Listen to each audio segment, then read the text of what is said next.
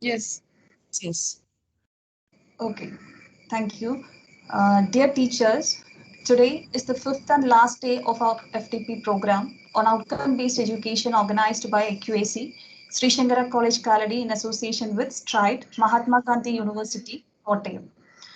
In fact, there is no doubt that we all had wonderful experience in the field of art of framing questions using Bloom's taxonomy and outcome-based education during these last 4 days. And of course, our beloved resource person, Rosamma teacher, has already won the hearts of all the participants associated with this FDP program through her excellent skill in presentation and teaching. Coming to the duty assigned to me, on behalf of IQAC, Sree College Kalady, STRIDE, Mahatma Gandhi University, Kottayam, and the entire teaching fraternity gathered here in this virtual platform, I extend a hearty welcome to our resource person, Rosamma teacher, to this FDP. I also extend a warm welcome to all our dear participants from various institutions and our own institution to this FDP. Once again, wishing you all a one more fruitful and productive day ahead. Thank you. Rosamma ma'am, now the platform is all yours. Thank you.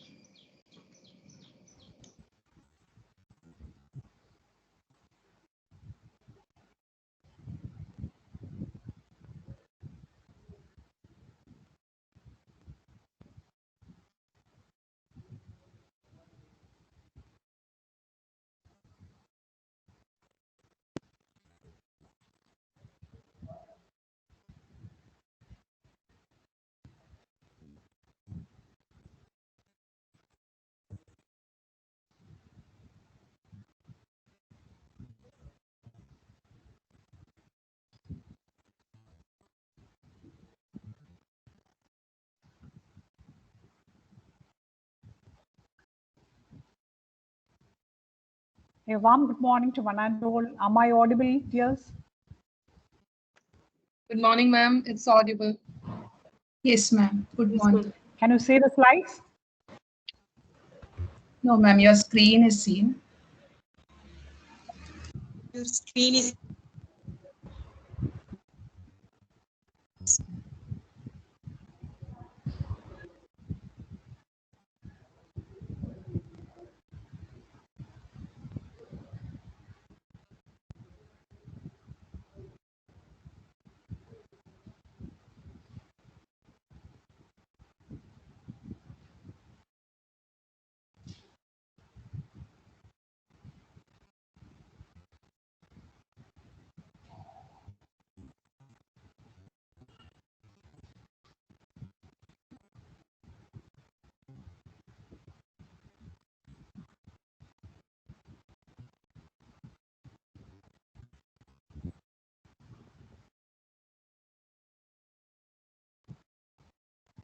Is it visible now? Yes, ma'am. Thank you.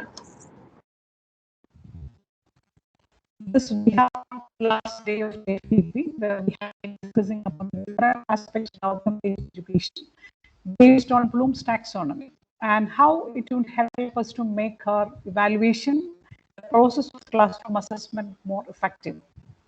And I think we all have different sorts of experience related to this throughout these days, and we all actively participating in the process of ensuring outcomes, and at the same time, we all prove and we see those outcomes through exercises. And of course, as I have mentioned earlier, as you are sound is breaking, ma'am. My voice is breaking.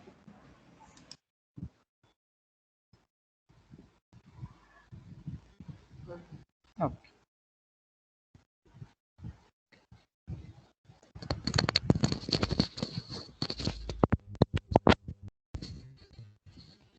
Hello, is it okay now? Okay, madam. Now it's okay. Thank you. Yeah. If Fatsar is saying okay, I know it's okay for 100%. Thank you. Yes, we have been discussing upon the different ways of assessment, and it is a fact that it is not always possible to measure the outcomes or to ensure the outcomes through a written examination only.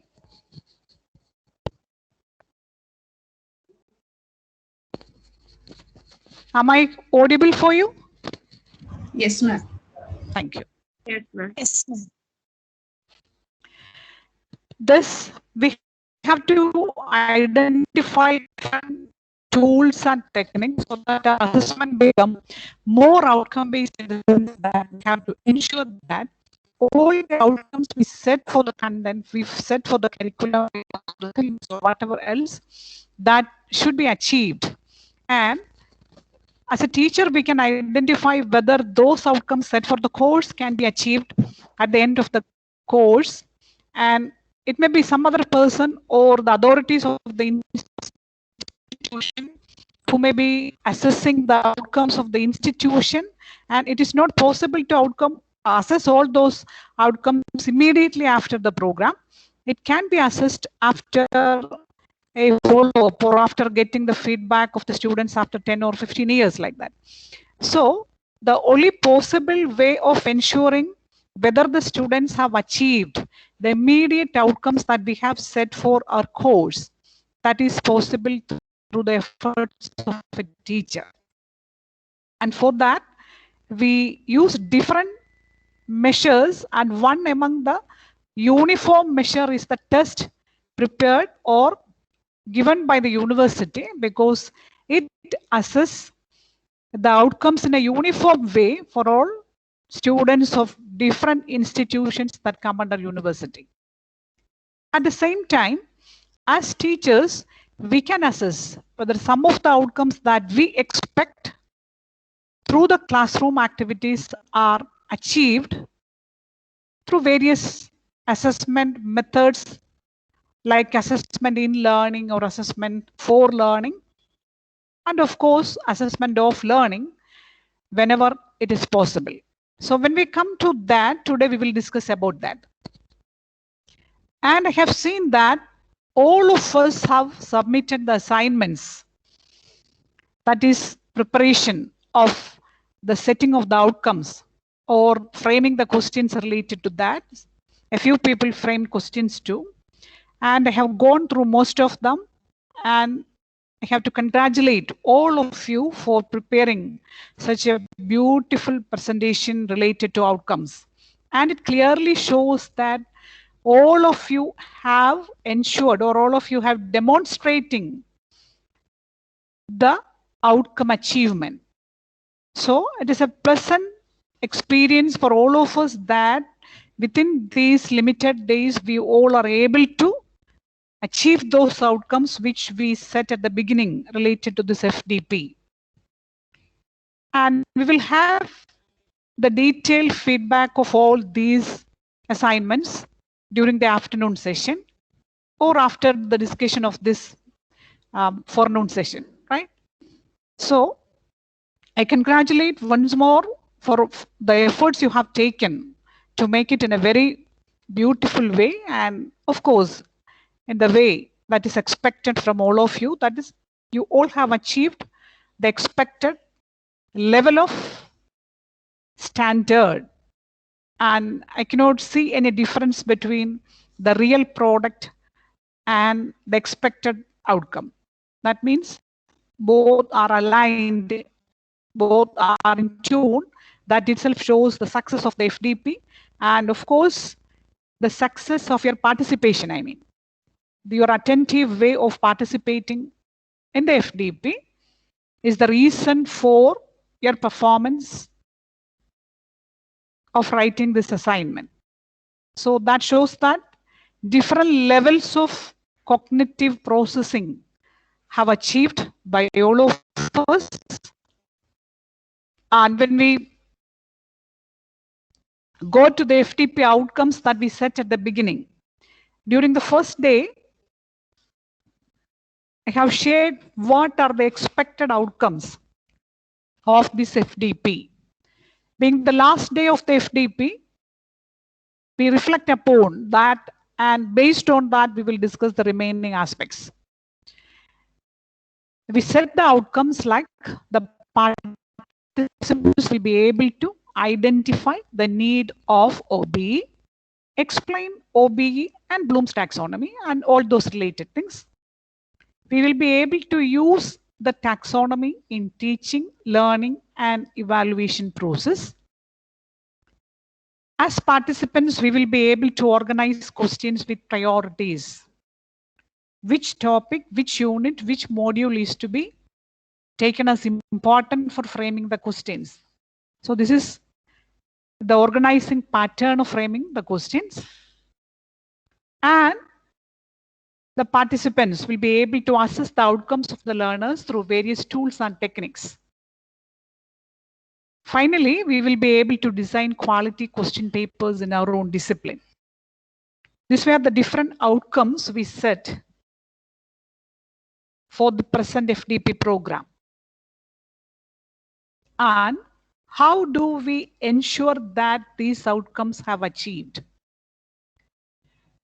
While we analyze the first one, or coming to the, sorry, there is a slight change in the order.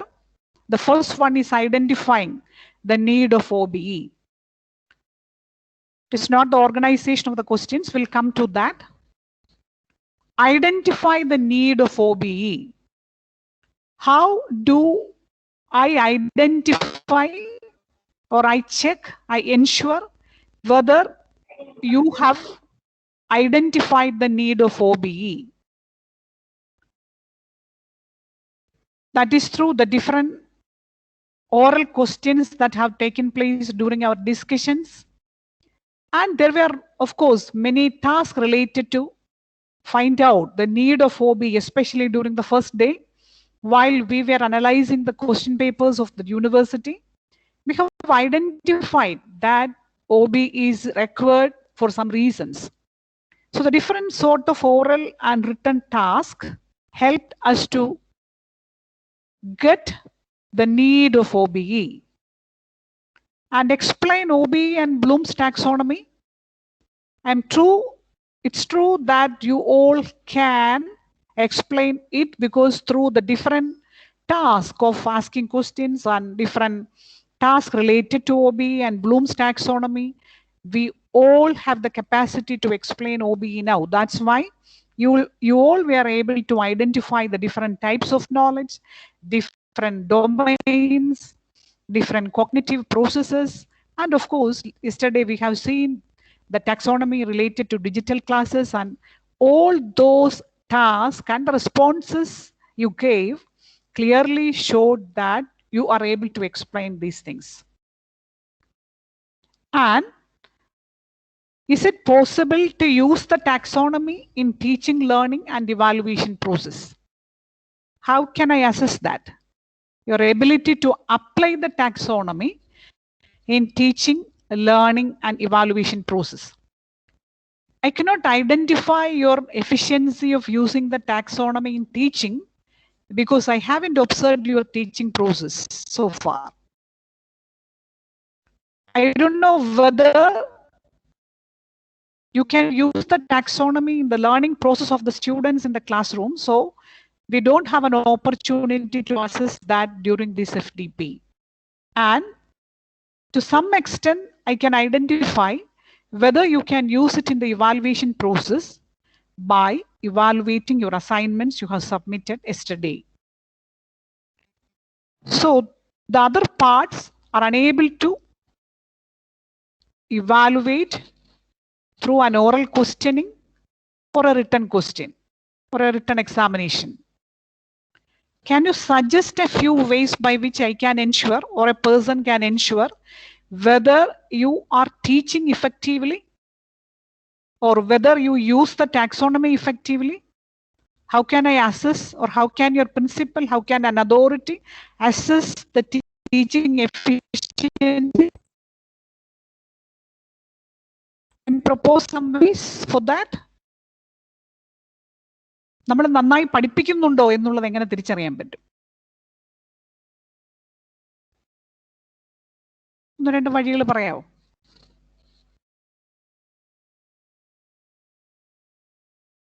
Student feedback. Paper marks. Both answers are right. the marks in the examination of the students' marks sometimes indicate that the teacher is okay. The teaching is okay. But of course, nowadays, when students have different facilities for having tuitions and having classes from other sources, so it cannot be completely given to the teaching of the classroom, the class teacher alone. But the students' feedback is an important tool for assessing the efficiency of the teacher. I agree with that. If almost all students give the feedback in a way that the teacher is teaching in an efficient way, we can understand everything, the teaching is useful, then of course, that is an evidence. Punctuality? How can I assess your punctuality? Coming to the class in time. Yeah, who will assess that? Students. Yeah, of course, the students' feedback. Again, it comes to students' feedback. Right. Very good. Madam. Yes. Hello, madam. And whether the teachers are giving suggestions or teaching them for their future of getting the mere pass mark alone. Our fellow that teachers also evaluated from the students. Okay, nice. Yes, I think it is Benissa. Who is speaking? Is it Benissa? Hello. Hello. Yes, please. Okay. I think in a classroom teaching, we will get it from their face itself or eye itself. Very good. Yes. So the reflections of the students or through observing the students, right? The effectiveness of teaching can be identified immediately from the faces of the student. That indicates that through observing the learners. Right. Very good. Anything else to add?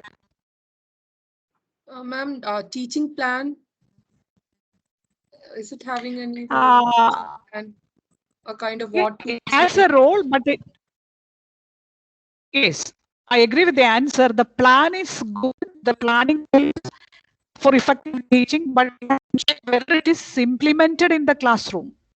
So teaching plan is okay, but if all those plans were executed effectively in the classroom, that is to be identified. So the plan will help for effective implementation sometimes, but practical aspect of the classroom activities, that also should be identified. So a level above the planning. Planning is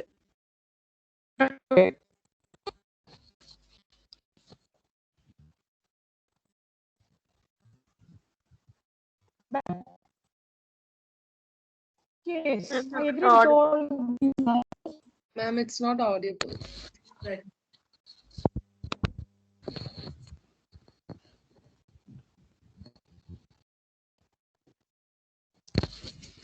Yes, I think it is audible now. Yes, ma'am. Yes. Thus it can be seen that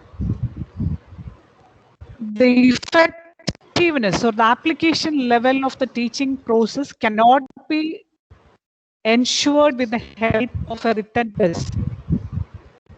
So now we say that observation of the students, observation of the real class of a teacher by a peer teacher or an authority, reflections, the feedback given by the students, the examination results of the students, or the feedback of the peer teachers, all these have some role in ensuring the outcomes. And when we come to organizing ability of the teacher to make questions, that's the first here. Organizing questions priorities. I can easily assess it from your assessment. For your assignment, when you frame the questions, what is the pattern of organization? Is it based on certain priorities? Of course, I can identify from your assignment. So the assessment of the assignment is a method for ensuring whether the outcomes have achieved. How do I ensure that you can assess the outcomes through various tools and techniques? That depends on your assessment procedure. What are the different assessment techniques you use in the classroom? Test papers are essential. We'll conduct seminars. There will be some projects, works like that. And sometimes we take for giving internal marks. So there are certain criteria, and for all those criteria, we have to make the appropriate assessment using the appropriate tools. So we have to check whether we use certain tools Creative and techniques methods. so that we can, creative methods should be there. And we have to check whether we use these tools and techniques so that we uniformly assess the outcomes of the students. How do we assess the assignment student? How do we assess the seminars of 40 students? Do we have a common communication pattern related to the assessment? If not, how do the students relate to that? When I say that your seminar was good, I have to statement, justify the statement why it was good. When I say that you have to improve more, I have to validate that statement. Why you have to improve. What are the shortcomings of your presentation? So do we have a uniform all these activities so that the students get a clear feedback and get a chance for improvement through that? Otherwise, if we just observe it and scan through the assignments, and we make certain vague comments like, it's okay, so these sort of feedbacks are not adequate for the real assessment, and they are not actually outcome based. So this shows that we have to resort to some other creative methods. As teacher added, we have to adopt creative techniques to assess our students so that every students get to feel that the equity and equality of assessment is practicing in the classroom, where we say that where the student is impartial. While we interact with the students to get them about the best quality of a teacher,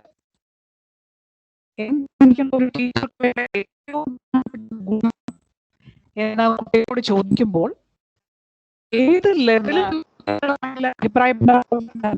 while we ask, while excuse me, ma'am, it is not audible. I don't know whether it is my problem. Madam എല്ലാവരുടെയും mic mute ആണോ എന്നൊന്ന് ചോദിച്ചാൽ വേണ്ടിയല്ലായിരിക്കും. Mute ആക്കാത്തതുകൊണ്ട് ബാക്കിയുള്ളവർ mute ആക്കാത്തതുകൊണ്ടാണോ എന്ന് അറിയത്തില്ല. കുറേശ്ശെ ഒന്ന് പതറുന്നുണ്ട്. ഒന്നും കേൾക്കുന്നില്ല, ഇടയ്ക്കിടയ്ക്ക് വിട്ട് വിട്ട്.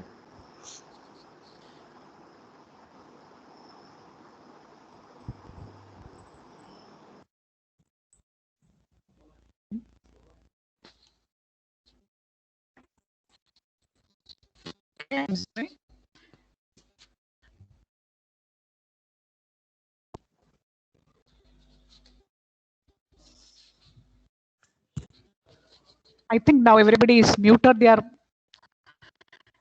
mics. Now, is it audible now? Yes, ma'am. It's audible, but it's not very clear. പതറുന്നുണ്ട് miss.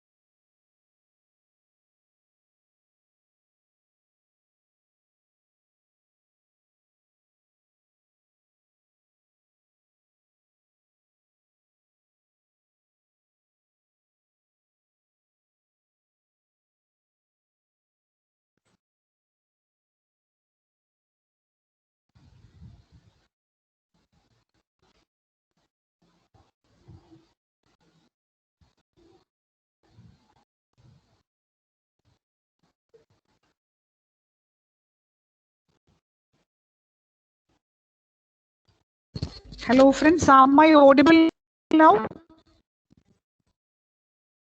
My voice is back. Yes, ma'am. Still voice back there? No, it's okay, ma'am. Okay. Can you see the slides? Yes, ma'am. Thank you. So this assessment related to different types of outcomes ensures that we need some other techniques to measure the outcomes in an appropriate way. And when Yes, we come to, yeah, thank you. So when we come to the last one, design quality question papers in no discipline, I can easily assess it from the assignment you have submitted. The way you have presented the outcomes, and a few of you have presented questions too, that clearly shows that you can do the question paper in a very effective way. So here assignment is okay, but we come to the conclusion that it is not always possible to measure the outcomes through written or oral examinations alone. So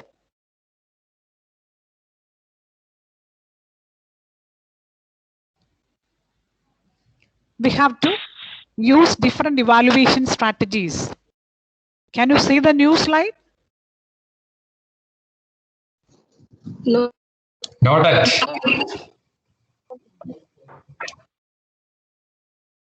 No, ma'am, and there is voice breaking also, ma'am. Ma'am. No.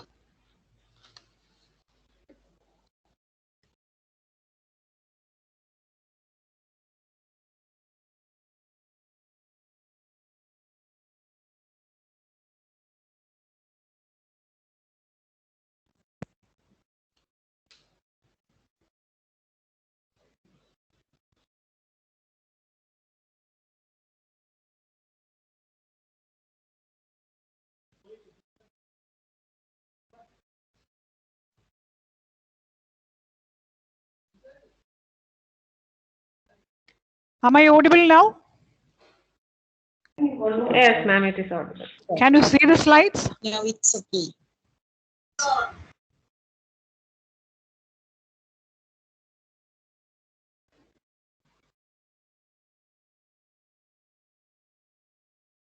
Can you see the slides? Not at. No, ma'am, it is not moving. Slide മാറുന്നില്ല മാം സ്ലൈഡുകൾ മാറുന്നില്ല. Okay, thank you. So we'll do it.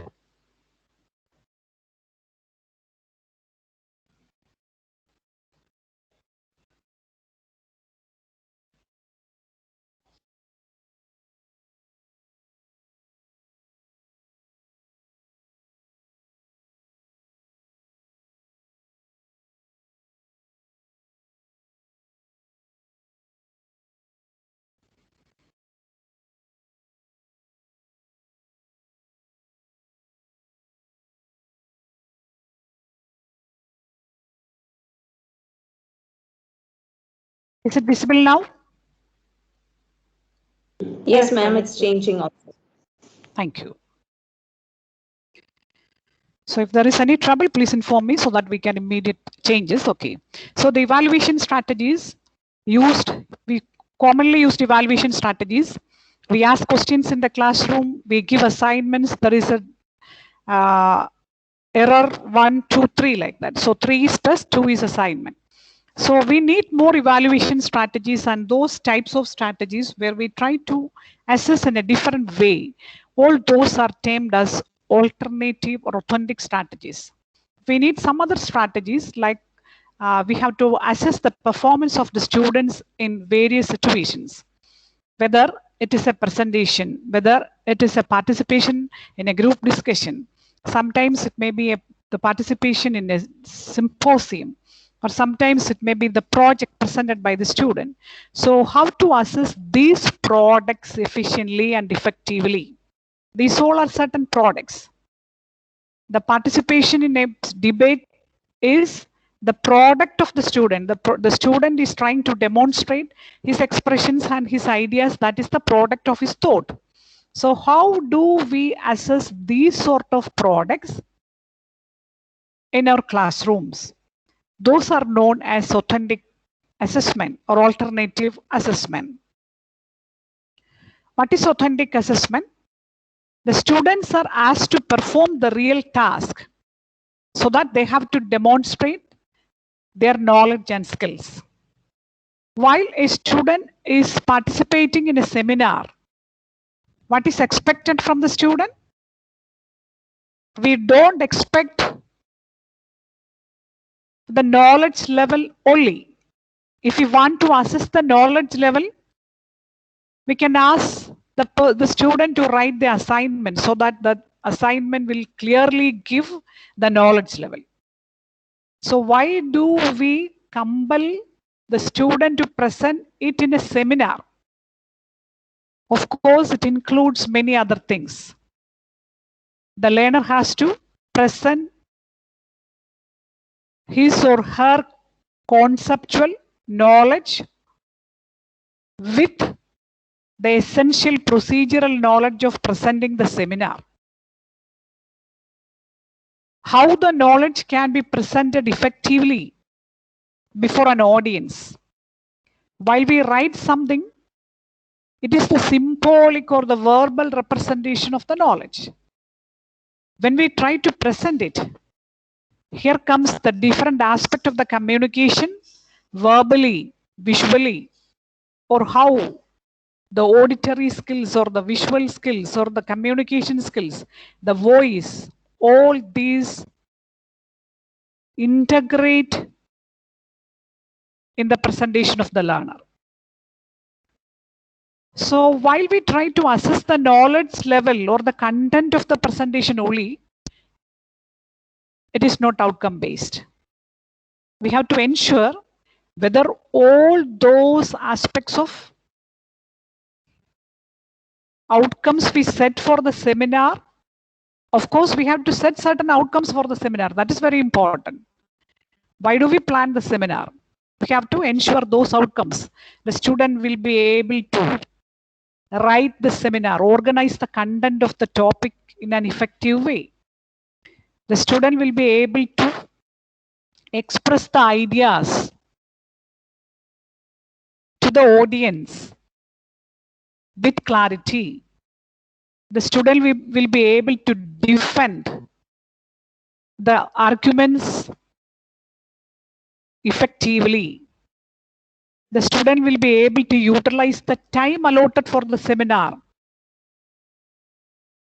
efficiently. So all these are different outcomes that are associated with the seminar. So we have to identify those skills to be assessed in addition to the knowledge level. Otherwise, the authentic assessment will become just like a written examination.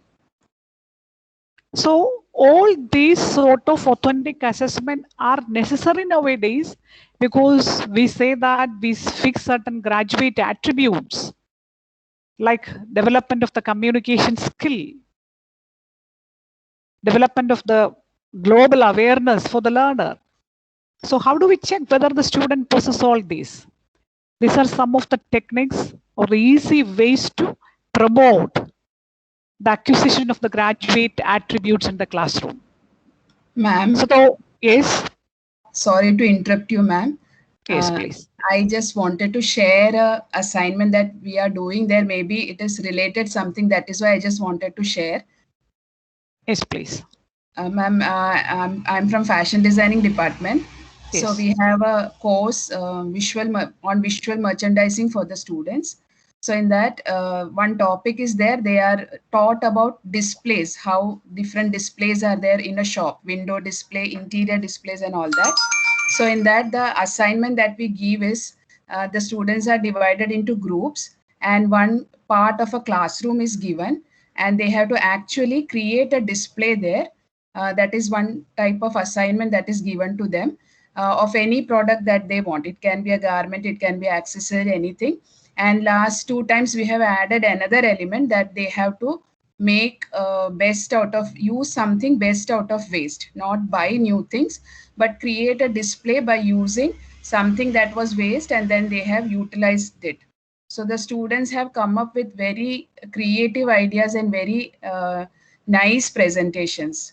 So the outcomes that we think of this is they should be understanding the elements, or they should be knowing the elements of the visual merchandising. They should be able to create a nice display, and they should be able to utilize the waste materials effectively.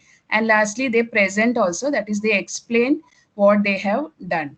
So that is one of the assignments that were given for that subject. Excellent. I think you are from Assumption College? St. Teresa's College. St. Teresa's College, right. Okay. So I know all these things are happening for the courses of fashion technology, because I got many opportunities to visit the courses, exhibitions or shows related to fashion technology in Assumption College. That's why I'm asking. Anyway, this is the best method of providing the different knowledge skills for the students. And of course, through giving this assignment, while teacher was saying that we give all these assignments for the students, but the teacher get the opportunity to see, observe their skills.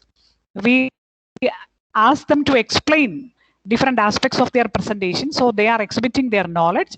So they present different display from use material. So they try to apply, or they try to analyze that, and we try to check their ability to evaluate the use of different use materials like that. So through these, this particular assignments, we get different types of outcome assessment procedure. We integrate observation, asking questions. We at the same time go through the classroom to evaluate by comparing or classifying the different objects they have presented. So it shows that the assessment is not through a written examination. So this is alternative assessment. Very good. So we are practicing this, and it is to be practiced in all subjects. When we say that fashion technology or food technology, catering technology, all these have direct professional relationship. All these courses have similar activities. But when we come to other classrooms, we also find some scope for including these sort of activities, so that we can ensure some opportunities for the students to acquire the graduate attributes, or we are helping them towards the achievement of graduate attributes or institutional outcomes, whatever it is. Right. Thank you for adding. Now, when we compare the test with authentic assessment, there are many differences. We know what is the difference, actual difference between a test and authentic assessment. See, when we come to a test, there are correct answers only. When we assert that there should be a correct answer, that itself is a restriction for our creative thinking. There is only one right answer that shows that is convergent thinking. That is focused to one particular answer, no? So that is the restricted response of the student, and that may not be creative. That is the limitation of a test that we are conducting related to our classroom. Even though we try to include questions of the create level, you have shared your viewpoints yesterday that it is not always possible to give questions of create level, because our students may not be answering and the results will be bad. So it's not compulsory that the question paper should contain a question related to create level. But if we have similar type of assignments in the classroom, naturally the creativity will come, because the performance, it is based on the performance, and the learner has the freedom to apply the divergent thinking. While teacher was saying about the display of the different groups, imagine that classroom, visualize the situation. When we go to each corner, we can see the performance in a different manner. And whenever the students display these sort of activities, they will try to make maximum varieties, and they will not give a scope for repetition of the visuals. So the quality of the performance of the products are to be assessed, and that is through authentic assessment. If we ask them to write all these things in the paper, we cannot expect that all students are writing in the same level. It depends on the language proficiency, it depends upon the comprehension level, it depends upon the memory at that particular time. But when we give an opportunity to display something as such as products, it includes many components related to their psychomotor activities, psychomotor domain and affective domain, which they can exhibit, demonstrate directly. That is the importance of authentic assessment. And all the tests are textbook oriented, whereas when we give these sort of assignments or activities, they will try to relate it with the real life. So of course that is a step towards graduate attributes, because we want to develop life skills and soft skills among the students, and ultimately the educational process and the academic achievement is to help the learner to make their life successful. So from textbook to life. So authentic assessment is highly helpful to connect the activities of the classroom with the real life. And while we go for a test, of course, it assesses the knowledge level of the students related to, I mean, the different types of knowledge. We can assess the factual knowledge, conceptual knowledge, or procedural knowledge, and sometimes metacognitive knowledge too. But when we come to authentic assessment, almost all skills also are integrated with the presentation of a student, the product presentation of the student. So the skill component becomes visible in the authentic assessment. So that's why authentic assessment should be a part of the classroom. That is the justification. And we try to provide a score for the test where all the students also try to get the score and they make interpretations related to the score. But when we come to authentic assessment, the students will eagerly waiting for the feedback of the teacher about the different components of the skills. And of course, they will get a chance to get a positive feedback related to some aspects of their performance. Because there will be positive elements for the products, whatever it is. But when we come to test paper, if the answer is wrong, we will give a score 0. And how do we give a positive feedback for that? If the score is 0, there is no space for giving a positive feedback. Of course, we have to plan like that. But still, when we come to authentic assessment, see, when a product is there, of course, there are some elements. Sometimes it may be related to the aesthetic aspect, or maybe related to the usability, it may be related to the utility, related to the future perspectives, or anything. Some positive aspects will be there. So the feedback become more easier and will be motivating for the learner. So these are the important aspect of the authentic assessment, and it clearly shows that we have to familiar with the authentic assessment procedures, and the classroom activities will make, see, very interesting, and we can add fun and humor in the classroom. I hope, I believe that adding fun and humor is an important skill to be possessed by teachers. You may be a very proficient person in the subject, your subject competency may be very high, you may be brilliant, you may be a walking encyclopedia, but that always highly helpful for the students, but that we do not expect that these are the things to be demonstrated in the classroom. In addition to that, how do the classroom become live and dynamic? When the teacher can integrate certain elements of humor and fun in the classroom. See, while we analyze the new education policy, we can see a particular terminology like a fun project.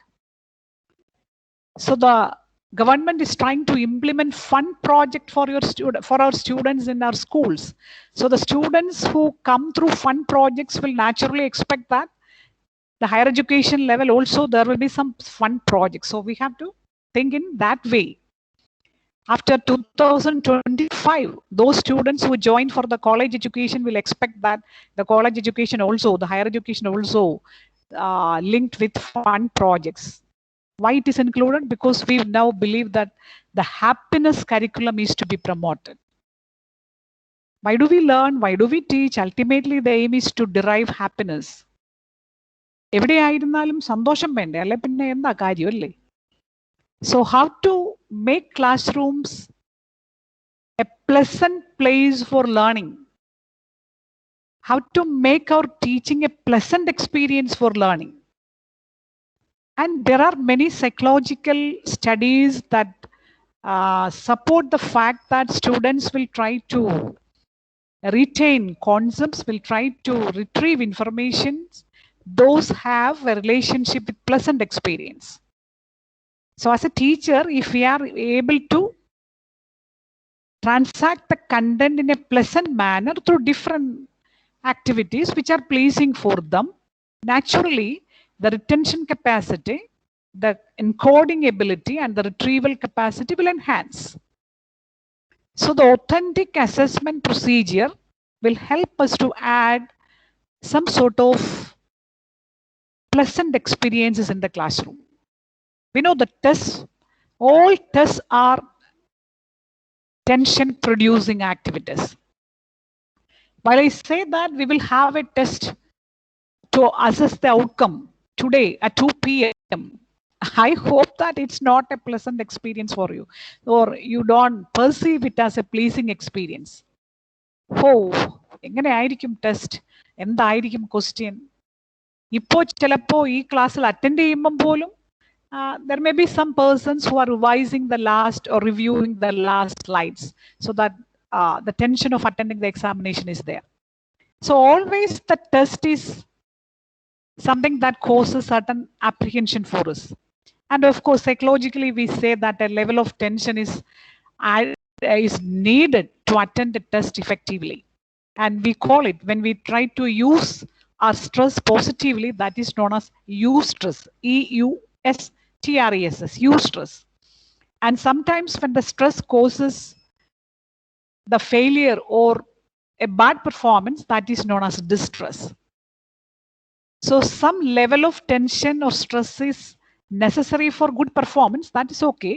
But when we come to authentic assessment, also there will be a stress, but that will be a motivating stress to present a product. So authentic assessment components are to be integrated in our classroom to make our internal assessment more happier experience for the students. Okay. This was the assignment that I have given day before yesterday.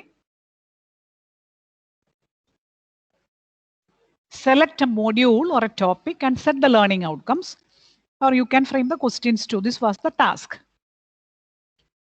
You all have submitted the assignments. I have gone through more than 119 assignments. And I got the feedback from your presentation, from your product, that you all have performed well. But some of you have presented it in an exemplary manner. Some are excellent, some are very good, some are good. And most of the assignments are satisfactory. There is no need of any sort of improvement or major mistakes or errors in the assignment. And when I evaluate the assignment, I'm making a comment like this. Dr. Hema, Dr. Tania, you have done this assignment in an excellent manner. There are many people who have done in an excellent manner. But For the time being, let me use two names only, Hema and Tania. You have presented it in an excellent way. And I'm saying that Leena, Sunil, Dr. Vinod, your assignments are very good, satisfying all the necessary requirements. So when I say that some of the assignments are excellent, some of them are very good, how do I assess that? You are not personally familiar for me. I'm not familiar with your college or the subject you are handling. I can just see the subject or the module you have mentioned, and I am sure that that doesn't indicate that you belong to that particular discipline, but that may be, one of the course you are handling. And I'm not aware of your qualifications. I don't know what are your personal qualities. So on what basis I have to make comments related to this? Sometimes while we make comments for the students, we relate different aspects like their qualities, their personal behavior, their background, the previous academic records, like that. So while I assess this particular assignment, the only evidence before me is your presentation in a paper. I can't see your faces. I can't talk to you. So I have to make some basic criteria for assessing that. Otherwise, it will be the negative method of assessment of outcome, or it is, of course, it's not a practice that is to be justified, or it is actually, it is against the ethical code of the teacher. The assessment should be democratic, transparent, and based on justice. The teacher should be judicious in giving the scores and, of course, making the comments too. The judicious way of using the comment makes the teacher impartial and acceptable for the students. So how do I come to the assessment? Initially, while I go through the assessment, this is the stage 1 process of your assignment assessment. I select, while I go through the assignment, I check whether you have selected the module or the unit that is mentioned there. Then I check whether there is all the levels of Bloom's taxonomy, 6 categories.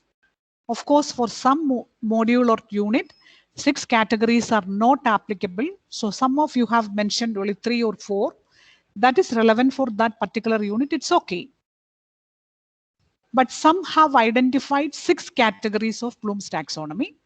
So it is to be counted. And then I will check whether you have identified the various cognitive process to each category. That is, remember, understand, apply, that is mentioned there. So this was the first level of checking, assessing. Then what is stage 2? If I see that the stage 1 is okay, you have mentioned the name of the module, the categories of Bloom's taxonomy, at least 3 or 4 is there, and you have mentioned the cognitive process like remember, understand, that is there in one column, it's okay. So stage 1 is over. That itself gives the categorization or the assessment satisfactory. While I go to stage 2, there are some people who are giving the nature of the module with certain explanations, so that anybody can get a picture of the module through the description given. Then I check whether the taxonomy is given in the right sequence. Remember, understand, apply, analyze like that. For first come evaluation, first come analyze. Do we follow the pattern in the sequential order? If it is not in the sequential order, that is not wrong.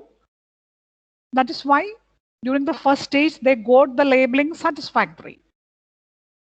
And then I check whether the cognitive processes mentioned are matching the category. That is, if you write like this, interpreting the meaning of this particular concept, and I will check whether interpreting is included in understanding. So by checking the relationship of the sub-processes of the cognitive aspect with that level, I assure that you have written in the right manner. Then I will give the label good.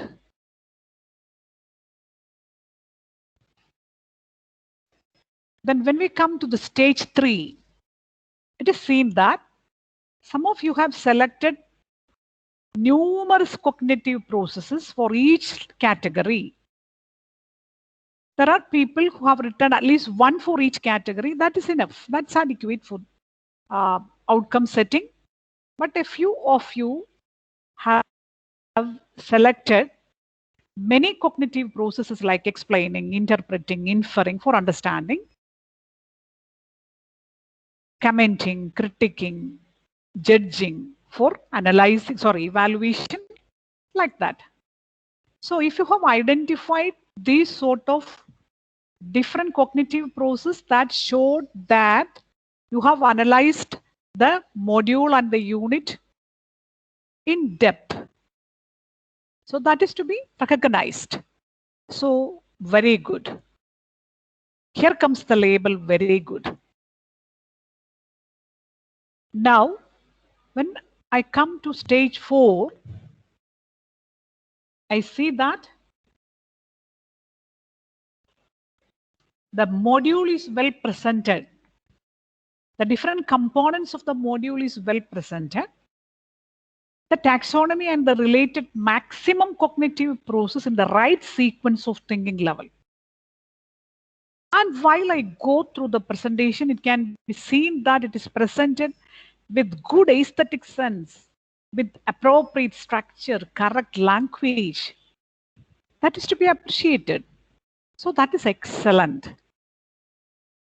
So these are the 4 stages through which I come to the assessment of the outcome related to your task that I given last day and you have submitted yesterday.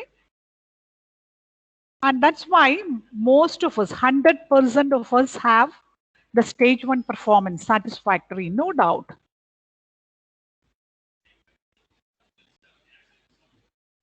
Almost 80% of us have come to good. And more than 50% get the label very good, because almost all essential elements are there and the expected outcomes are there, no doubt. Very good. And 30% of you have presented it in an excellent manner. And here comes the stage 4 assessment. And they belong to the category where we get a higher grade if it is an assessment, or while if we are expected to give a grade, these 30% of people will get a grade belong to higher level, that is A+ or A like that. So this is the process of assessing the product. If I just scan through the assignment and say that, oh, it is very good, all of you have done it well, then I am not practicing the judicious way of assessment. While observing this assignment, I can identify the time you have spent behind this. ഓരോരുത്തരും എത്ര സമയം ഇത് ഉപയോഗിച്ചിട്ടുണ്ട് എന്നുള്ളത് വളരെ കൃത്യമായിട്ട് എനിക്കിത് നോക്കുമ്പോൾ മനസ്സിലാവും. the time you have spent behind that, the level of thinking you have integrated with this. All this can be easily identified by looking through the assignment. We all have different responsibilities while we are attending this FDP.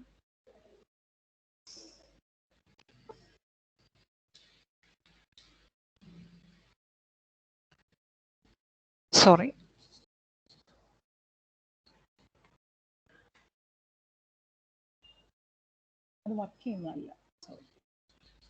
Okay.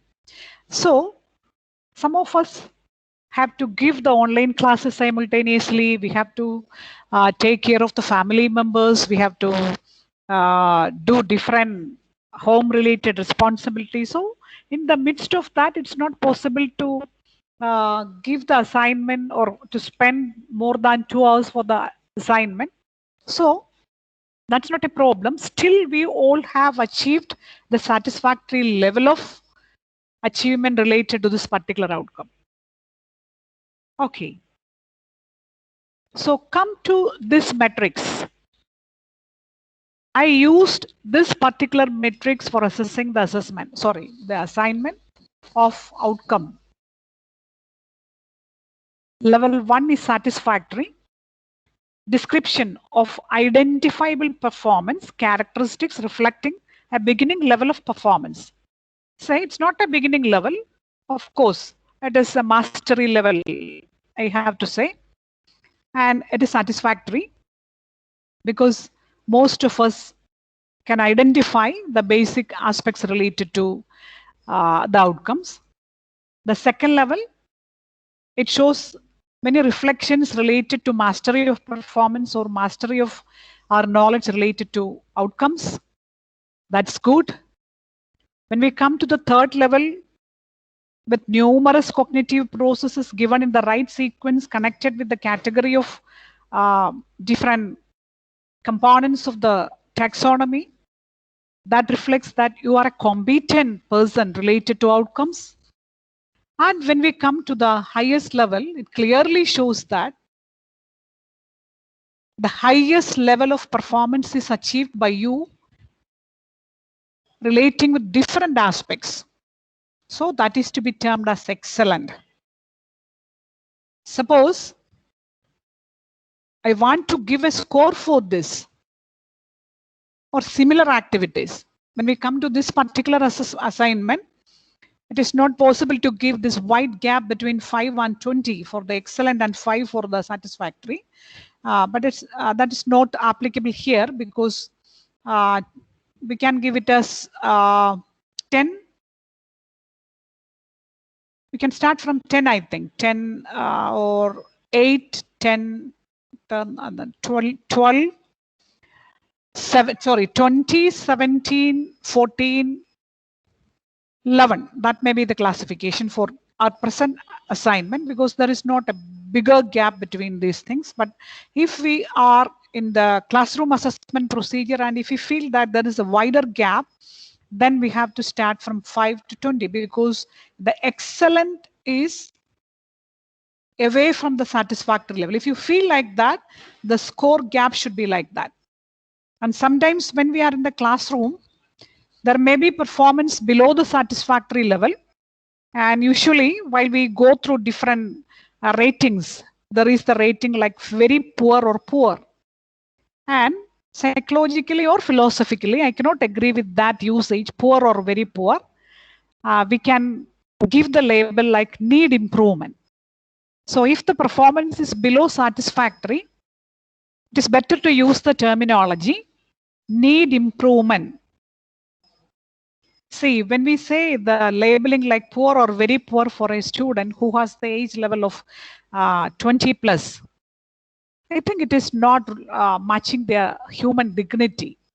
The performance is poor, maybe poor, but as teachers, we have the responsibility to help them to get motivated, or the metacognitive knowledge is to be promoted for the students. So the poor is a negative terminology. While we use the term need improvement, it focuses towards some positive aspects. So these sort of feedback philosophy is to be practiced by the teachers. That's very important. See, a single feedback is enough to motivate the student, and sometimes it becomes the destructive criticism for the student, and that will destroy their future. So the feedback mechanism should be based on certain platforms of ethical sense and certain human philosophy. Okay. This sort of techniques or alternative assessment is known as rubrics. So what tool or what technique I have used to assess the outcome related to outcome assessment, the particular assignment? I have used a rubric. This particular tool is known as a rubric. We can prepare rubrics for all sort of product evaluation. For example, for assignment, for the submission of assignment, for presentations, for seminar participation, and for all competitions. While we serve as the judges of different competitions, we use rubrics to evaluate the performance of the individuals. So if we use the rubric, the evaluation becomes transparent. After the evaluation, see, when we distribute this rubric sheet for the student get a descriptive feedback of all the aspect of the performance. There is no need of a descriptive explanation from the teacher, because the rubric itself clearly shows where the deficiency is, where the merits. The student can directly link it with the metacognition, and he will be able to take the decision that I need improvement in future, like that. And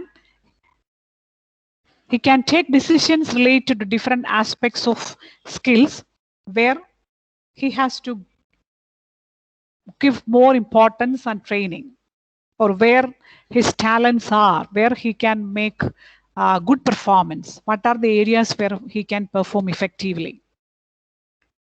So rubric is a multi-purpose scoring guide for assessing student products and performance. It is an explanatory assessment tool, or in the technique, and it is self-explanatory in the sense that while getting the rubric sheet, the student get a clear picture of the performance. Thus, the evaluation or the assessment become more transparent. The students can be given in advance what is the rubric pattern we use to assess this particular assignment. If as a person, if as a teacher, while I am giving an assignment, I can give the rubric for them so that they can present it like that.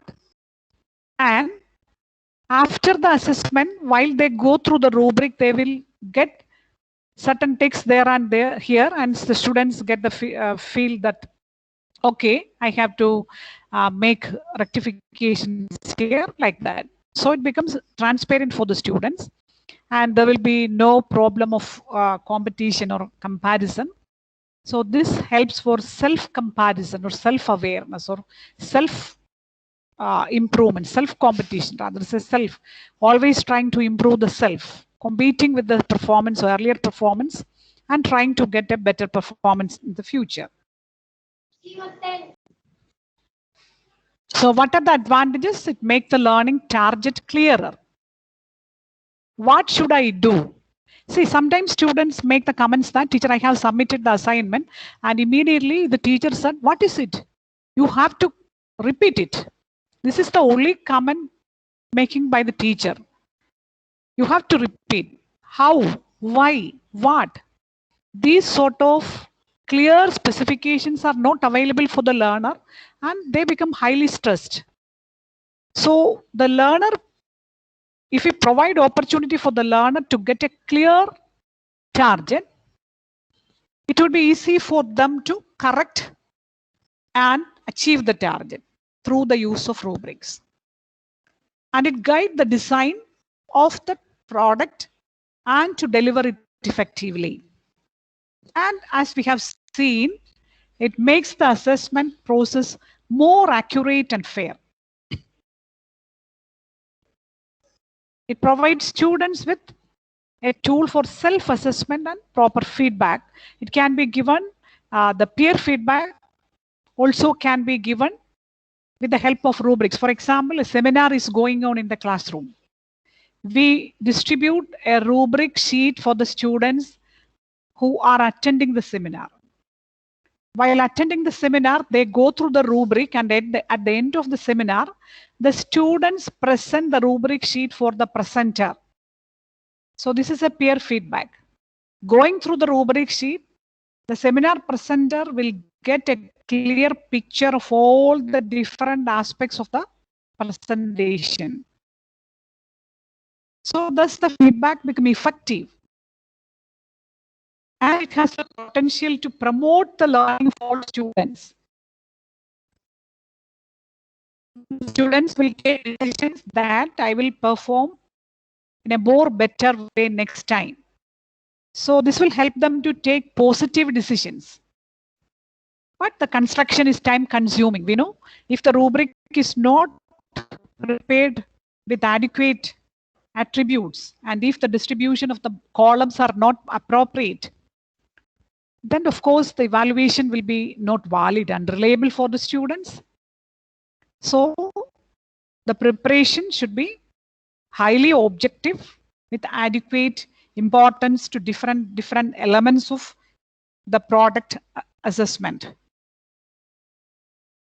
How do we prepare rubrics? Initially, we have to identify the performance criteria. That is how we define that performance. What are the different factors to be observed during the performance? For example, we fix the criteria that the learner will be able to write at least 5 points without grammatical errors in the given topic. Suppose the student is going to present a seminar. So I expect that the student will be able to present at least 5 major points without grammatical errors. See, we can leave that aspect. Grammatical error is not an important point in presentation. If the content is easily visible through the presentation, it's okay. Then setting the performance level. What should be the level of performance? From where, which scale is to be provided? Good, very good, excellent, like that, or need improvement, satisfactory, good, like that, or beginner, advanced, competent, master, like that. So what should be the rating label? That is to be decided. And then we have to add the descriptions in each column. What is our expectation? What is the expected outcome? That is represented in each column in advancing options from need improvement to excellent. The descriptions will be varying according to the quality of the product. So we try to measure the quality. Okay, so these are the 3 basic aspects of the preparation of the rubrics. Initially, we have to define the performance, then set the levels, then fix the descriptors in the columns. So different levels can be fixed 1, 2, 3, 4, 5. One is, if it is excellent, all important parts should be there. Proficient, understanding of the subject matter can be identified through that. So the score in between 90 and score 100, and we say it is excellent. The slide is not changing.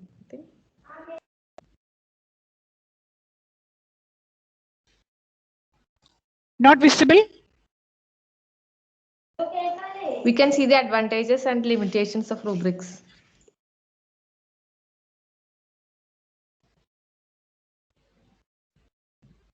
Sorry.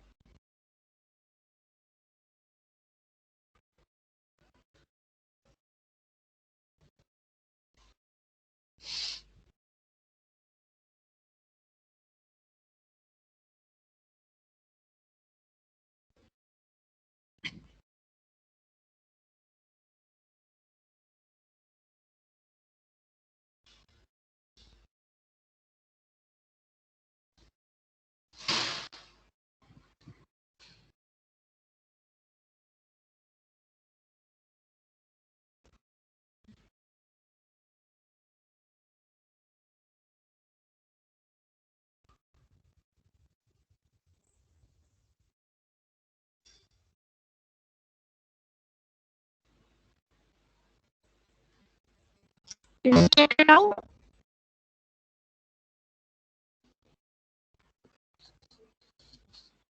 Hello, am I audible? Can you see the new slide? Yes, ma'am. Preparing rubrics. Yeah, yes. That I have just discussed. We have 3 important stages in the preparation. First, we have to identify what should be the performance. The second, what should be the labeling of the performance? Excellent, very good, good, satisfactory, like that. Or how many columns should be there. Then third one is we have to fix the descriptive components in each column in a progressive manner from good to excellent. That should indicate the different progression. How it should proceed? See, here it is included poor. Why do we say that it is poor? Because none of it was on the lowest level. That is the performance. Less than 50% of the performance is satisfactory. None of the important information are delivered and failed to show an understanding of the subject matter. Then we say that the learner is poor or we need improvement. So if not achieved 50% of the outcome, we require that improvement is necessary. Then when we come to the next level, some of the important aspects are there. And improvement is required. Our aim is to achieve more than 90%, right? So good or good can be given. Here it is given needs work. Then the third is some of the important informations are delivered and shows basic understanding. When we come to 11.4, some of the information are given, but the presentation shows that no adequate understanding of the subject matter. When we come to the next level, information is there and some understanding. At the other level, higher level, most of the information are delivered and adequate understanding is there. And when we come to the level of excellent or master performance, all important informations are delivered and through interaction it is seen that proficient understanding of the subject matter, then we say that it is excellent. Okay. So when we come to this FDP,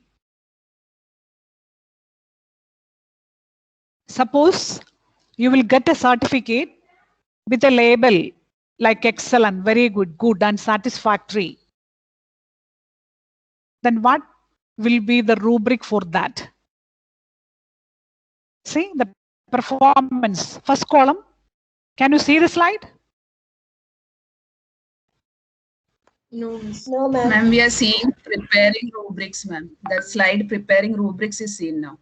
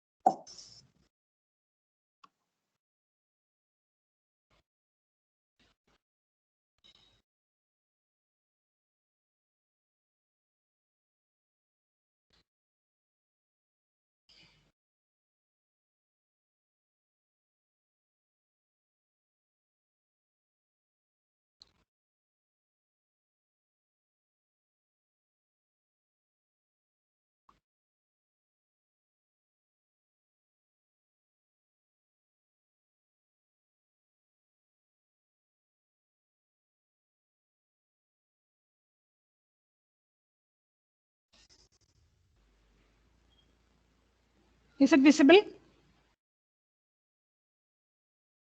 Yes, ma'am. Yes. Thank you. Now, suppose that we get a certificate related to this FDP with different labels like so and so. Miss Hema attended FDP and her performance is dash. So what will be that dash, right? So the performance is participation in FDP, that is defined.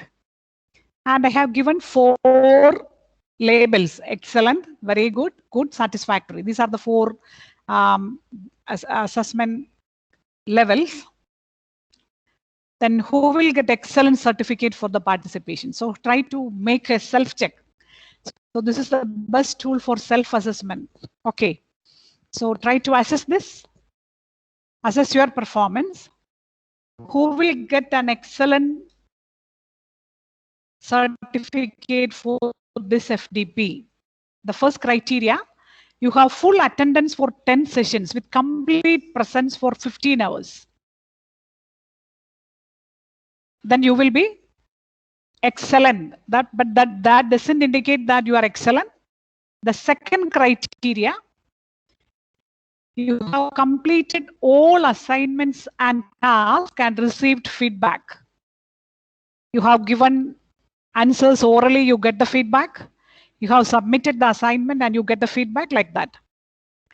You have scored 90% above for the test, which will be going to take place at 2 p.m. And you were actively engaging in all sessions. So if you satisfy all these criteria, you will be labeled as an excellent participant of this FDP. Right. Now let us go to the next column. You are a very good participant. Why? You have full attendance for 10 sessions, but your active presence were more than 13 hours only. You couldn't attend 15 hours, but for more than 13 hours, you were attending the FDP. Then you have completed majority of the task, but unfortunately you couldn't present it during the sessions and you haven't received any feedback related to that. Yes.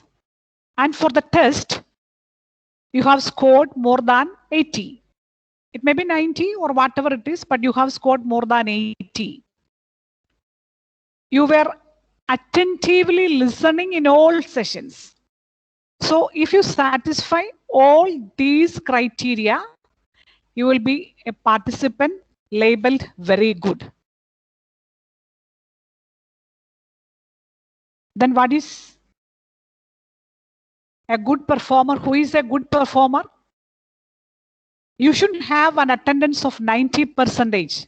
That is compulsory.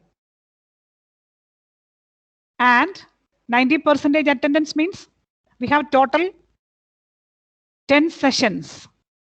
And 90% attendance means you have to present for at least 9 sessions. That is compulsory.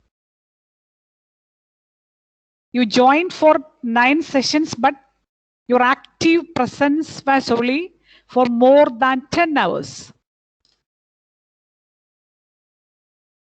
That's why you are a good performer.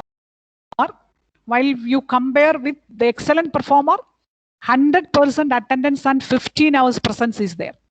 So both are not equal. Then you have completed most of the task. Most of the task, not all the task, most of the task. But you didn't get feedback because you haven't presented it properly.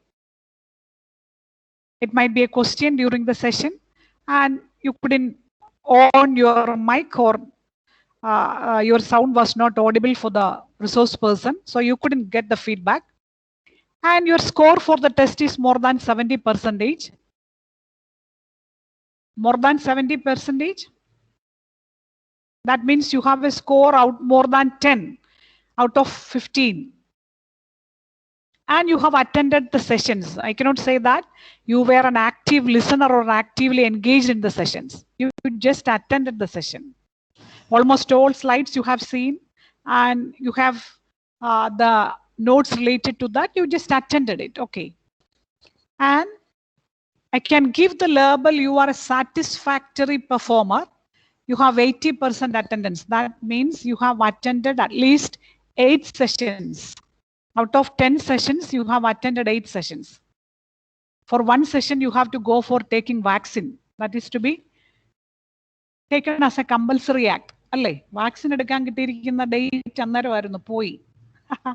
Or else you have to go to the college to attend a duty of examination assigned by the principal. See, one of the most important problem that I faced today and yesterday, because university examination is going on. That's the reason why sometimes there is some disturbances of sound and other things, because I'm sitting at a place where maybe the signal weak. Okay. So you will have different types of responsibilities like that. I know. So 10 hours presence is there. And you have completed mandatory task, not all the task. Not important task, but mandatory task as directed by the coordinator. And your score is more than 60%. That is, your score is more than 9 out of 15. Total marks will be 15 for our test. There will be 15 MCQ items, right? You have to select one option from 4 options. That is the nature of the test. And you have 60% of the mark out of 15. If it is 16, that shows that your score should be more than 9. And I don't know whether you have attended the sessions actively, but you have submitted the daily feedback form showing that you were there. So this is the labeling of the satisfactory performer. If you have the attendance is less than 80% and all other criteria not satisfying, then you need improvement. Of course, you will get a certificate of FDP, but the self-knowledge is that I have to attend more actively in these sort of programs. So this is the way of assessing your performance in the FDP, because I'm going to assess it continuously and I cannot check the outcome, all other aspects of the outcomes through a written examination. Even though we have a written examination included, that doesn't indicate that everything is achieved by you by attending this FDP. So I have to include so many components. So this is the way by which the rubric will be helping us to assess the different components of our knowledge level, skill level, or the combination of cognitive, affective, and psychomotor domain. So what will be your label? Do you have the metacognitive knowledge now related to your performance in the FDP? How many of you get excellent? How many of you get very good and how many of you get good, satisfactory? Of course, the result of the examination or the test is to be received in the afternoon. Then only we can say the clear labeling related to our performance. But if you attended it for more than 14 or 15, like up to 15 hours and all of you have completed the task, I know. And most of you have responded continuously in all our discussions, and these all show that we all belong to the category very good or excellent. I think that, and I hope positively that we all have the other attributes in these columns, like above 80% score in the test and attendance like that. So I express my sincere thanks for your cooperation and participation throughout the session. And we will have the feedback related to the assignment and some other aspects related to this sort of alternative assessment like open book examination like that. We will have a brief discussion related to that in the afternoon, and at 2 p.m. we'll be having the test, and up to 2:20 the questions will be available for you. And after that, of course, you will get the feedback and you will get the scores, and we will have the feedback related to the assignments related to outcomes too. Thank you very much. If you have any doubts, you can ask now.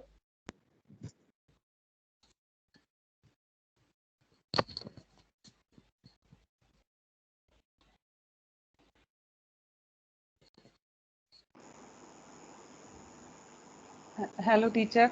Yes. Directly എന്താ പറയുക അങ്ങനെ related ആണെന്നല്ല, എന്നാലും എനിക്ക് ഒരു കാര്യം ചോദിക്കാനുള്ളത്, നമ്മൾ എന്തൊക്കെ ചെയ്താലും തീരെ പഠിക്കാൻ തീരെ താല്പര്യമില്ലാത്ത കുട്ടികൾ കുറേ പേരുണ്ടാവും. അവരെ മോട്ടിവേറ്റ് ചെയ്യാൻ ടീച്ചറിൻ്റെ കയ്യിൽ എന്തെങ്കിലും ടെക്നിക്ക് ഉണ്ടോ? പഠിക്കാൻ താല്പര്യമില്ലാത്ത കുട്ടികളാണ് അല്ലേ? പക്ഷെ അവർക്ക് താല്പര്യമുള്ള മറ്റു ചില മേഖലകൾ തീർച്ചയായിട്ടും കാണും. അതാണ് നമ്മൾ ആദ്യം മനസ്സിലാക്കേണ്ടത്. We always say that intelligence of the academic performance is not the outcome of a single entity. It includes so many things. Because as I have mentioned at the first session itself, we say that intelligence is a fluid attribute. It is not rigid or fixed. At any time of the life, we can make changes in our roles. ഒരുപാട് സുഹൃത്തുക്കളായിട്ടുള്ള ആൾക്കാരൊക്കെ എനിക്കുണ്ട്. അവരൊക്കെ up to 10th അല്ലെ up to 12th 12 pre degree ഒക്കെ വരെ തോറ്റ് എല്ലാവരും ഉപേക്ഷിക്കപ്പെട്ടവരാണ്. പക്ഷെ പിന്നീട് ഒരു സമയത്ത് അവർ തിരിച്ചറിയുന്നു നമുക്ക് ചില മാറ്റങ്ങളൊക്കെ ആവശ്യമാണെന്ന്. പിന്നെ മാറ്റങ്ങൾ വന്നിട്ടുള്ളവരൊക്കെ ഒരുപാട് പേര് നമുക്ക് തന്നെ അറിയാമല്ലോ. So there are some students who don't possess adequate interest or attitude towards the subject or the learning that is taking place in the classroom. But at the same time, if during the bridge course, that is the importance of the first 2-3 months of an undergraduate course, I think. ഒരു കോളേജിൽ ഒരു കോഴ്സിന്റെ ആദ്യത്തെ 3 മാസം എന്ന് പറയുന്നത് വളരെ വളരെ സിഗ്നിഫിക്കൻ്റ് ആണെന്ന് എനിക്ക് തോന്നിയിട്ടുണ്ട്. ഈ 3 മാസമാണ് ഒരു കുട്ടിയുടെ ഭാവി നിർണ്ണയിക്കുന്നത്. നമ്മുടെ കുഞ്ഞുങ്ങളൊക്കെ, നമ്മുടെ വീട്ടിലെ സ്വന്തം കുഞ്ഞുങ്ങളൊക്കെ ഉണ്ടല്ലോ, അവരുടെ പോലും വിദ്യാഭ്യാസത്തിൽ ഒരു വലിയ ബാരിയറായി മാറുന്നത് their experiences related to their pre primary classes. So the first experience related to their acquaintance with education, if it is positive, there is naturally the student will be motivated or to become familiarized with the educational programs. പക്ഷെ അവിടം തൊട്ടേ മോശമാണെങ്കിൽ ഇതിനോട് negative attitude വന്നു കഴിയും. So always select a best pre-primary educational facility for our students. അത് വളരെ പ്രധാനപ്പെട്ടതാണ്. അതുപോലെയാണ് when we come to higher education level, the first 2-3 months of the college is very significant for the student. അവിടുന്ന് അങ്ങോട്ട് higher എഡ്യൂക്കേഷന്റെ ഭാവി കുട്ടിയുടെ നിർണ്ണയിക്കുന്നത്. അതുകൊണ്ടാണ് ഞാൻ വളരെ സ്പെസിഫിക് ആയിട്ട് ആദ്യം മുതൽ പറഞ്ഞത്, നമ്മൾ ആദ്യം മരിച്ചു പഠിപ്പിക്കുകയൊന്നും വേണ്ട. നമ്മൾ ആദ്യം മുതൽ ഇത് പഠിപ്പിക്കാൻ തുടങ്ങുമ്പോഴാണ് കുട്ടികൾക്ക് പ്രയാസം വരുന്നത്. Initially I strongly believe that we have to help them to get the clear metacognitive knowledge so that the learner get a chance to identify who are what are my talents, what are my merits, what are my opportunities here, how can I solve my issues, how should I see a teacher, how can I approach a teacher, what should be the nature of the problems to be shared with my teacher, how can I make relationship with my fellow beings. All these are very important, no? അപ്പൊ അതുകൊണ്ട് പഠിക്കാൻ താല്പര്യമില്ല എന്നതുകൊണ്ട് എല്ലാവരും പഠിച്ചാണോ നമ്മൾ ജീവിക്കുന്നത്? എനിക്ക് അതിനോട് ഒരു താല്പര്യമില്ല. What ever things I M sharing with you is through my experience. I have basic understanding or competency related to my subject, but more than that, I have a lot of experiences with teachers, students, women, or the common people of the society. So it is easy for me to transact any topic according to the needs and requirements of the listeners. That is just because of my experiences from the very beginning of my education. ഞാൻ പഠിച്ച വന്ന വഴികളിലൊന്നും ഞാനൊരു പഠിപ്പിസ്റ്റായതുകൊണ്ടല്ല. All expected always a first rank from me. പക്ഷെ ഞാൻ ഒരിക്കലും ഒരു first rank വാങ്ങിച്ചിട്ടില്ല. Giving a hope for the teachers that I can get a first rank or I will be the topper. അത്രയും മതി. എല്ലാവർക്കും ഒരു പ്രതീക്ഷ കൊടുക്കാൻ പറ്റുന്നുണ്ടല്ലോ, അത് മതി. So I was engaging in different types of activities throughout my education or throughout my career, and these give a lot of experiences or what should be the nature of the metacognitive knowledge to be developed in a person. അതുകൊണ്ടാണ് പലപ്പോഴും ഇത്തരം കാര്യങ്ങൾ ഇതിൽ പോലും ഞാൻ include ചെയ്തത്. അതുകൊണ്ട് പഠിത്തത്തിൽ താല്പര്യമില്ലാത്ത കുട്ടികളിൽ നാം കൂടുതൽ താല്പര്യം കാണിക്കണമെന്നാണ് ഞാൻ വിശ്വസിക്കുന്നത്. താല്പര്യമുള്ളവർ they are in the right track. They don't need a higher motivation from our part. They are intrinsically motivated people. Those students who have the capacity to learn, they have good scores, all these are in the true track. അവർക്ക് അങ്ങ് പോകാവുന്നേ, ഒരു കുഴപ്പമില്ല, വല്ലപ്പോഴും ഒരു തള്ളൊക്കെ കൊടുത്താൽ മതി. But those students who do not possess interest, attitude, അവർക്ക് നമ്മുടെ ശ്രദ്ധ ആവശ്യമുണ്ട്, അവർക്ക് നമ്മെ കൊണ്ട് ആവശ്യമുണ്ട്. അതാണ് നമ്മൾ ആദ്യം തിരിച്ചറിയേണ്ടതെന്നാണ് എനിക്ക് തോന്നിയിട്ടുള്ളത്. നമ്മൾ നേരത്തെ പറഞ്ഞതുപോലെ നമുക്ക് തിരിച്ചു വരാം, പാദങ്ങൾക്ക് മുണ്ട് മോഹങ്ങൾ. അതുകൊണ്ട് if we are possible, or if we try to identify their potentialities in some other aspects, അവരായിരിക്കും ചിലപ്പോൾ നാളെ വലിയ വലിയ നേതാക്കന്മാരായി മാറുന്നത്. അവരായിരിക്കും ചിലപ്പോൾ നാളെ വലിയ വലിയ ഫിലിം ഡയറക്ടേഴ്സ് ആയിട്ട് മാറുന്നത്. So we have to motivate them to identify their talents, which is their area of interest. Of course, we can motivate them. Okay, ഞാനിത് കൂടുതലും ചോദിക്കാൻ കാരണം PG ലെവലിൽ വരുന്ന കുട്ടികൾ തന്നെ, ഈവൻ PG എന്ന് പറഞ്ഞാൽ ആ സബ്ജക്റ്റിൽ പോസ്റ്റ് ഗ്രാജുവേഷന് വരുന്നതാണല്ലോ, അവർക്ക് അതിൽ കൂടുതൽ അവർ പഠിക്കാൻ താല്പര്യം ഉണ്ടെങ്കിലേ മുമ്പോട്ട് റിസർച്ചിനും ഒക്കെ പോകാൻ പറ്റുള്ളൂ. പക്ഷെ അവരെ മോട്ടിവേറ്റ്, ഞങ്ങളുടെയൊക്കെ പോലത്തെ സബ്ജക്റ്റിൽ, എസ്പെഷ്യലി ഞങ്ങളുടെ പോലത്തെ സബ്ജക്റ്റിൽ അത് റിസർച്ചും ഒക്കെ ആയിട്ട് മോളിക്കുലർ ബയോളജി ആണെങ്കിൽ മാത്രമേ മുമ്പോട്ട് കൂടുതൽ പോയിട്ട് വരുള്ളൂ. അപ്പോൾ അവർക്ക് തന്നെ ചിലരൊക്കെ വരുന്നവർ വലിയൊരു താല്പര്യമില്ല. നമ്മൾ മാക്സിമം ശ്രമിക്കാറുണ്ട്, പക്ഷെ ഞാൻ പറയാറുണ്ട്, നിങ്ങളുടെ വഴി ഇതല്ലെങ്കിൽ നിങ്ങൾ വേറെ വഴി. പക്ഷെ റിസർച്ചും അങ്ങോട്ടൊക്കെ പോകാതെ ഇതിൽ കൂടുതൽ നമ്മൾക്ക് ഓപ്പർച്യൂണിറ്റീസ് അധികം ഇല്ല. അപ്പം നിങ്ങളുടെ വഴി ഇതല്ലാന്ന് തോന്നുന്നു. പക്ഷെ ആസ് എ PG ടീച്ചർ എനിക്ക് ആ PGക്ക് ഇരിക്കുമ്പോൾ എനിക്ക് അവരോട് അത്രയും പറയാൻ പറ്റാറില്ല ചിലപ്പോൾ. എന്ന് വെച്ചാൽ നിങ്ങളുടെ വഴി I agree.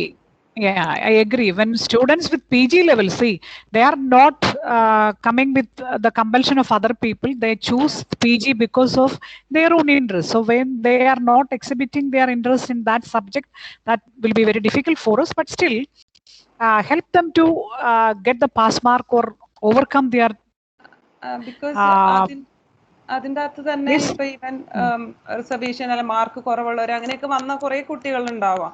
അപ്പൊ അവരെയൊക്കെ മോട്ടിവേറ്റ് ചെയ്ത് എങ്ങനെ ഇതിലും തിങ്ക് ചെയ്യാൻ എങ്ങനെ പഠിപ്പിക്കണം എന്ന് ചിലപ്പോൾ എനിക്ക് പറ്റുന്നില്ല എന്ന് തോന്നാറുണ്ട്. വേറെ ഇത് സെലക്ട് ചെയ്യൂന്ന് എനിക്ക് ആസ് എച്ച് PG നിന്നുകൊണ്ട് അവരോട് ചിലപ്പോൾ എനിക്ക് പറയാൻ പറ്റാത്ത പോലെ തോന്നാറുണ്ട്. അതുകൊണ്ടാണ് ഞാൻ ചോദിച്ചത്. ഓഫ് കോഴ്സ് PGയിൽ എത്തിക്കഴിഞ്ഞിട്ട് പിന്നെ അങ്ങനെ പറയാനും പറ്റത്തില്ല കേട്ടോ, അതും പാടില്ല. So we are trying to discourage their motive to continue the course. അവിടെ ഒരിക്കലും പറയാൻ പാടില്ല വേറെ വഴി എടുത്തോളാൻ എന്നുള്ളത്. But still we can motivate them by telling that you have to complete this PG because having a PG will be helpful to present basic requirements in some other fields, or after this you can select the area where your passion belongs to, like that. Anyway, as a teacher we can motivate them by identifying their personal, or sometimes it may be possible to identify some barriers in their personal or academic progress. There may be some barriers. അത് കണ്ടെത്താൻ പറ്റിയാൽ നന്നായിരിക്കും. എവിടെയാണ് എന്താണ് പ്രശ്നം. ഒരു ലക്ഷ്യമില്ലാത്ത പോലെ അത് എന്താ ചെയ്യണ്ടേന്ന് ചിലരാണെങ്കിൽ എന്തെങ്കിലും ലക്ഷ്യം ഉണ്ടാവില്ല, ഇതല്ലെങ്കിൽ ഭയങ്കര ഇൻട്രസ്റ്റ് ഉള്ളവര്, അങ്ങനെ ഒരു ഇതും PG വരെ വന്നിട്ട് പോലും ഇല്ലാത്ത ചില കുട്ടികൾ. അത് താഴെ അത് വളരെ സത്യമല്ലേ. കേരളത്തിലെ വിദ്യാഭ്യാസ സ്ഥാപനങ്ങളിൽ ഒന്ന് പോയി നോക്ക്, ആർക്ക് എവിടെയാ ലക്ഷ്യം. നമ്മളിങ്ങനെ നിലനിന്ന് പോകുന്നു എന്ന് പറയാം. നമുക്ക് ഭാഗ്യമുള്ളതുകൊണ്ട് ഈ കൊച്ചുങ്ങളൊക്കെ വന്ന് ക്ലാസ്സിൽ ഇരിക്കുന്നു. ഒരു ലക്ഷ്യവും ഇല്ല. അതൊക്കെ വളരെ ശരിയാണ്. പിന്നെ ഇങ്ങ് പോവാണ്, എവിടെയൊക്കെയോ ചെന്ന് പെടുകയാണ്. Okay, so I think will have more discussions related to these topics and some other platforms. Thank you. So I think it's time 11:45. We will Hello, gather at 2. Yes. Ma'am, I'm here to propose you the vote of thanks. Yes, for this forenoon session on the effective tools for internal assessment. We had a splendid and resourceful session, just as in the previous days, and we are not so glad that it is coming to an end, but of course it is inevitable. So on behalf of all us participants and the organizers of Sree Sankara College Kalady and UGC-MHRD-STRIDE, I extend a wholehearted gratitude for enlightening us on a most important but often neglected aspect in our professional lives. Thank you, ma'am. Thank you. Bye-bye.